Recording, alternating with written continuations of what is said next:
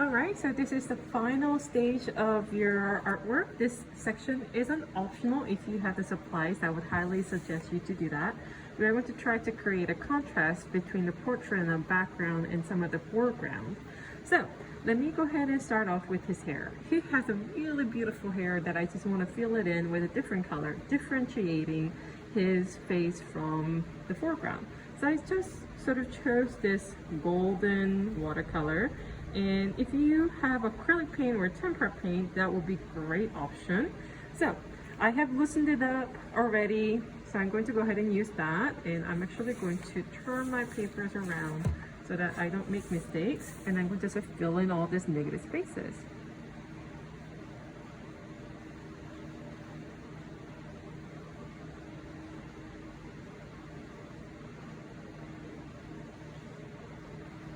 Make sure your edges are clean.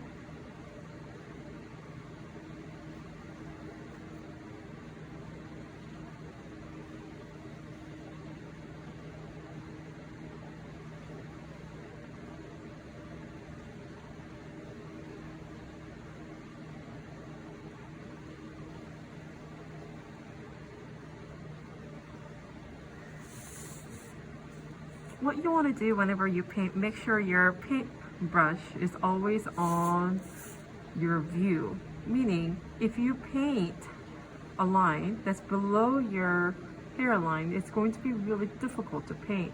Make sure you're able to see what your brush tip is doing at all time by rotating your paper instead of changing the angles of your brushes.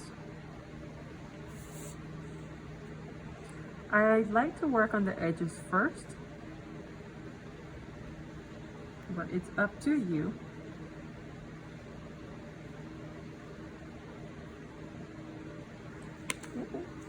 I'm going to put in a little bit more water, loosen up the pigment. There you go.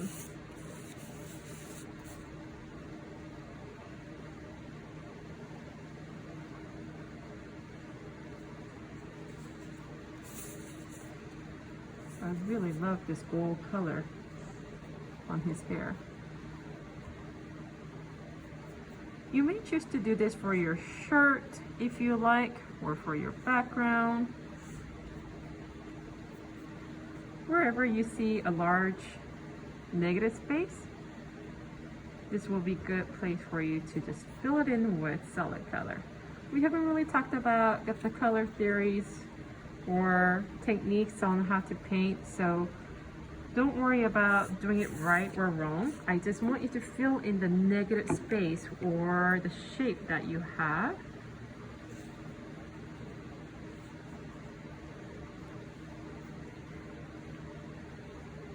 Pretty nice.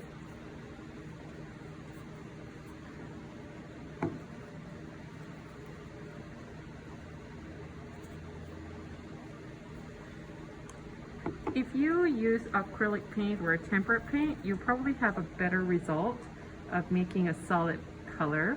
I just don't have those paints yet because I'm new to the district and I have not yet gotten those supplies yet, but I will soon enough.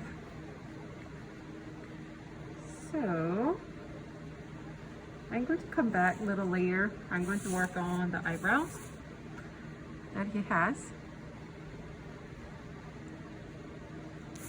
And I'm going to change my brush to a round head brush for details like this one because I definitely do not want to mess up the edges.